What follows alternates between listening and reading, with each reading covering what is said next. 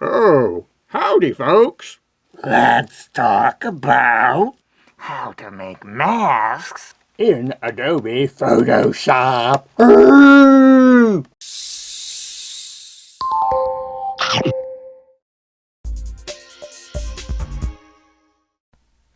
Okay, we're in Photoshop now, and we're going to start with a very, very basic mask. This is going to be the foundation for all types of masks. So the first thing I'm going to do is open up a photo and bring it into this page. Let's go find a photo on our hard drive. I should have some around here somewhere. Masking. Let's find a landscape background. These trees are pretty cool. Actually, this one's good. And we're going to open it up. We are going to copy it, select all, Command C, and we're going to paste it into this page. It's kind of big, so let's shrink it down. That is the transform tool, which is Command T or Control T if you are on a PC. And we're just going to shrink this down just to get it close to the middle of the page. And again, you can work with any image. This is basically just to show you how a mask works. So here we have our image on the page. It's on its own layer over here. And what we're going to do is we're going to take really, really basic shape, just this circle here. And let's kind of highlight this guy here on the beach. And we're going to just keep it a circle. And we're not going to worry about moving the circle around or anything. But all we need to do is go and click on this little tool down here. It is the mask tool, and we are going to there our circle's back. Okay, we're just going to click on that, and there we have our mask, and you can see the layer mask here, connected to the photo. And if we click through with the pointer tool, if we can now just drag this around, make sure your auto select layers is on. You can kind of drag that around, or we can unlock these with this little locking tool here. Going to click that, and now if we click on the mask, we can kind of center it a little bit better, get the guy taking photography, and then we can also click on the shape inside. Command T, and we're going to make him a little bit larger on the beach. There we go. So that's the basis of a mask. Let's lock this back up, and now we can move it back around. So that is how a mask is made. It's really, really simple. It's an easy to use tool and process in Photoshop. We're going to make, in the next section, we're going to make it a little more sophisticated by actually putting an image inside of typography.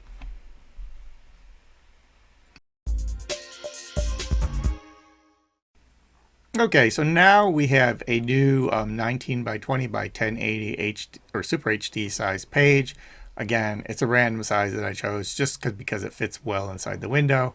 And we are going to do a mask with typography. So first, let's type in a word, maybe forest. I think we're going to keep this nature themed, forest. And we're going to pick a nice thick font. Let's scale that way, way up. There we go. Again, that is Command T. And thin fonts, they can work well for like watercolor effects. Maybe we'll pull this one off to the side and we'll do a watercolor effect later with that one. So let's just shrink that down. And we're going to duplicate that layer. Duplicate layer. Forest copy. And we're going to drag the new layer just to the middle of our workspace. We're going to find a big fat typeface for that. Let's see what this one looks like. Yeah, that actually has a very foresty feel. And we're going to scale that way, way, way up, just so we can see the effect. There we go. And then the next thing we want to do with this, we want to convert this layer that has the text on it into a raster layer. So we want to rasterize the type. Let's do it up here in the type menu. It says rasterize type layer. We're going to go there. Now it's actually a rasterized layer. We're going to use this to create our mask. And actually, we don't. Well, let's keep it this way. We didn't really have to do that, but let's keep it this way for now. So let's go find a photo to put inside the type. And this one we are going to pick, let's see, we got some snowy trees, we got a misty background. Let's use the same image because we've got a nice background back here. We're going to, again, copy it and Command A, Command C, and paste it inside here, Command V, shrink it down, Command T for transform, scale it way, way, way down. We want a nice forest. That's probably that green area there. Looks pretty cool. This little dead space, we might, let's do a quick little, grab a little shape around there. And then we're going to go to content aware fill. Looks pretty good. Click it, okay. I've got other videos on how to do that, but now we have that. We're going to merge these two layers together. Select them both, go to merge layers. Did that quick. You know, you may want to find a background but this is going to be a nice shape to work with. So now let's put forest on top of that. We're going to see this, we're going to put this type or that forest inside this type. The first thing we want to do is we want to select the forest layer or the word forest. And how I do that is I actually take the selection tool up here in the corner and I'll start there, this tool here, and then I'll pick the forest layer over here. So let's do that. And when I pick the forest layer, I'm going to hold down the command key.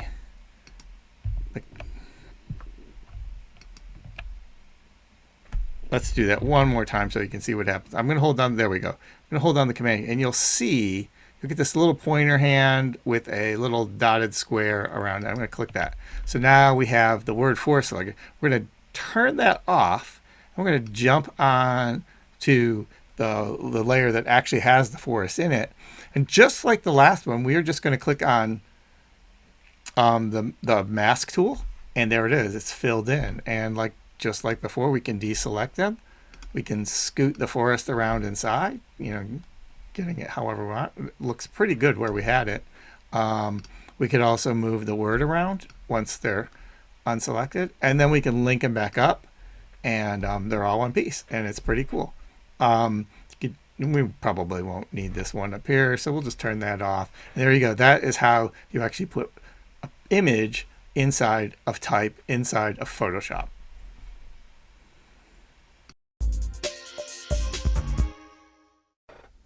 So for the next mask, we're going to take a high contrast textured swatch. It's made from some chalk, and we're going to use that to put a watercolor texture in. So the first thing we're going to do, we're going to open up our chalk background, which is chalk wash right here, and we'll zoom in a little bit so you can see it's got some cool texture. Command A and then Command C to copy it. Then we are going to paste that into our artboard here, and we'll scale it down so it fits in there nicely.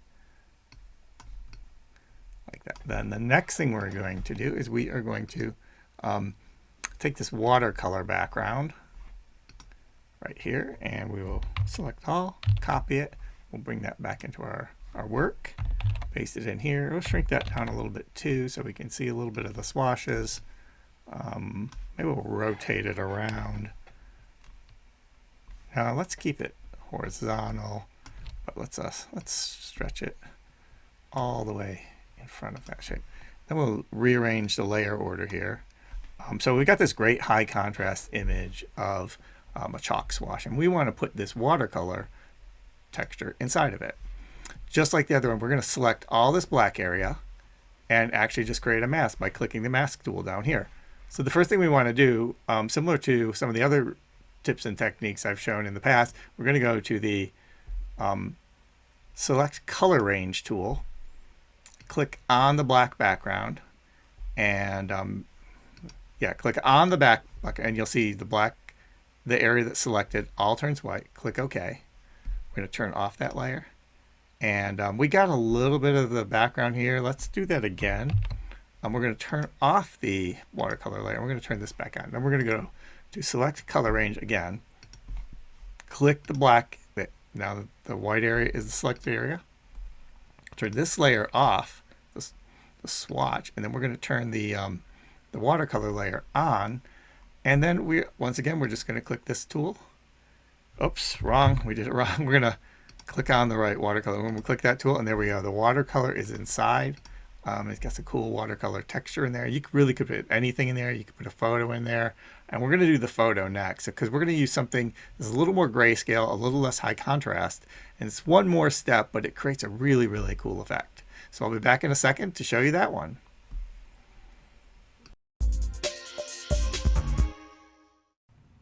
Okay, for our final technique, we're going to do something that's really, really cool. We're going to take a texture that has a lot of grayscale in it. We're going to maybe tweak the contrast a little bit and then put a photo inside of that. There's an extra step or two along the way, but if you've mastered the first 2 or 3 parts of this video, this is just one more step, and it's pretty easy once you've figured everything else out. So first of all, let's go and find the texture. We're going to use this ink roller texture that I created in the past. Black, anything can work. All masks are actually converted to grayscale when you put them in the masking layer. So you can work with color, black and white, but you want to have something that has a pretty good amount of contrast in it to start with. And we will paste that in here, and it should create a new layer. There we go. It's a little bit too big, so we will scale that down. Command T for transform. Get that in the center there. And then we are going to, I've got this portrait of a woman that's pretty cool, and we're going to put that on our working page.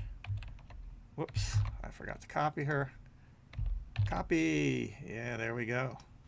In you go. There, it's a little bit too big. Let's scale her down somewhat to fit inside the shape. And again, we can move these things around once that looks pretty good. And then finally, we're going to add a watercolor texture just to kind of spice things up a bit. So we're going to go in there, we're going to copy that in there as well, and we'll paste that on the page. It's behind we'll rearrange the layers once we create the mask. So now we have a bunch of things in here. What we want to do is we want to create a mask on really on the woman's face. So we want her layer selected. And what we'll do is actually, without having anything selected on the page, we'll click on the automatic masking tool. Now that creates a blank mask, this little white square here. There's nothing in it, and it's completely transparent, and you can see her through it. We want to put this image that's on this first part here inside there. So now we're going to go to this layer 1 where our texture is, and we are going to then turn that off, go on to layer 2, unclick them, and then we're going to hold the Option key and click on the mask. And now it brings up the mask layer as like a separate Photoshop layer. We're going to paste our shape in there. And what this is going to do now, if we look at it, it reverses it. We want the opposite of this. So what we'll do is we will whoops, cancel. I did that wrong. We'll hold the Option key again, click on that layer, and what we'll do is just invert the layer, and then click there, and there we go. And we've got her face inside that shape. That is really, really cool. And then we are going to, we could do this. That's actually pretty cool. But what else we could do with this is we could actually group a bunch of the watercolor layer and her together. So we select both of those layers by holding the Shift key, and then can go, I think, under here to group somewhere, new group, or the shortcut for that is Command G. We'll group those together. Now what we could do is we can disconnect this mask from her, and we can actually put this mask on, connect it to the group. Then we'll take this layer here over the top, put that there, which looks pretty cool, and then we're going to just play around with some blending effects with that. You go to darken, multiply, color burn. Let's try to find a cool, ooh, that's actually pretty neat. Screen, look at that. Now that is super cool. Color dodge, that's pretty cool. Let's go with screen, and maybe we'll make the intensity of it, pull that down to about 60. Look at that. And then we're going to link up the folder or the group to the folder and close it up. So now we actually have a really cool mask. Whoa, of and actually we want to link all these things together. So we're going to shift those, shift click that. That should work. And now if we click on it, why is it doing that? T. Yeah, okay, we got to select the folder to make sure that we're moving. And then we can scale this down a little bit. We could add other textures to it, other patterns. Like let's say we wanted to go in and add maybe a bit of some sort of landscape to it. Oh yeah, like maybe this. Go here. This is probably a really big photo, so Command A, Command C, and we're going to throw this in there as well. Put it on that layer. It's gigantic. We're going to shrink it way, way down.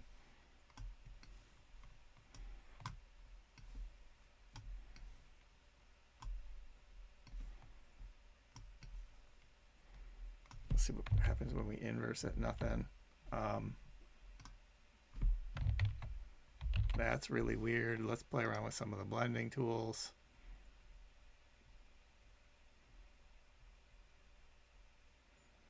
That's kind of cool. That's kind of cool. Move that one layer around a little bit. And let's make it a little more transparent. About 70. Yeah, look at that. So you can play around with a lot of things. This is just like one of the many options you can do with this masking effect. And again, it's basically moving your your cool texture or whatever it could be onto a mask inside on top of a folder and making it transparent. So that's basically it. There's a lot of other ways you could play around with it. You can add more layers to it. I'm not completely thrilled with this. Let's maybe turn off the water. Oh yeah, turning off the watercolor layer. That's kind of cool. Maybe we lighten up the watercolor layer a little bit. Like take that down to about 30%. And maybe put a color dodge on it or lighten. Ooh, that look color burn. Look at that. Now that's really, really cool. So that's what you can do with masking. These are 4 different ways to do masks in Photoshop, from the easiest being a shape to moving through type to then finally a high contrast texture, and then the very last one using a grayscale texture or something that has a little bit more softness to it to actually create a really, really cool mask for a photograph. That's it. Look for more tutorials later, and I will see you soon.